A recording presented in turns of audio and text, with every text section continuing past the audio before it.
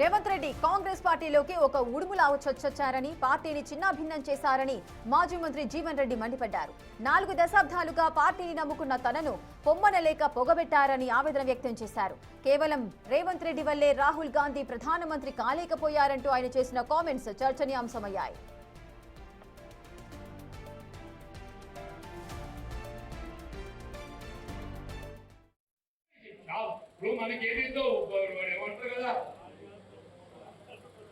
ఎవరు లెక్క వచ్చింది కాంగ్రెస్ పార్టీలో.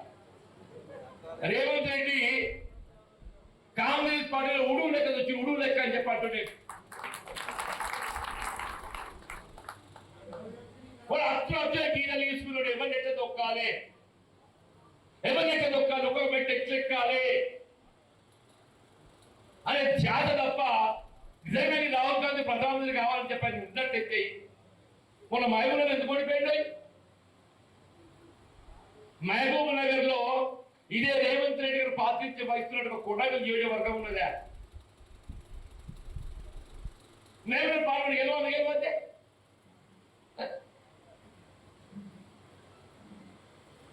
ఈ మల్కాజ్గిరి ప్రాతినిధ్యం వహిస్తే పార్లమెంట్ 7 అసెంబ్లీ స్థానాలు ఉంటే 7 గెలువని పీకింపు. అది ఐరన్ లేక్ అంటారు కదా, వాడు శాస్త్రం ఉంటాడు. ఐరన్ లేక్ ఇప్పుడు ఏమంటే ఐరన్ లేక్ కథ మీకు నీ యొక్క బాధ్యతనే.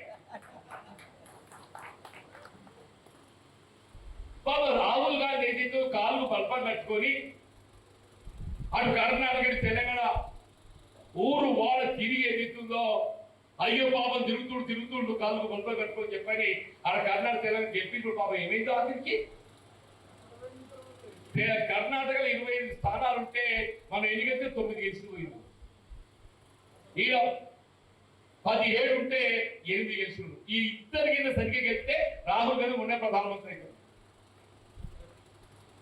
రాహుల్ గాంధీ గారు ప్రధానమంత్రి కాలేకపోవడానికి కారణం ఆయన కాలు బల్పం కట్టుకొని గెలిపించే కర్ణాటక రాష్ట్రం, ఇంకొక తెలంగాణ రాష్ట్రం ఇద్దరు పుణ్యాత్మలు ఏదైతుందో వాళ్ళ సుఖం కోసం వాళ్ళ అధికారం కొరకు ఏదైతుందో రాహుల్ గాంధీ గారికి పని పెట్టిందని చెప్పండి.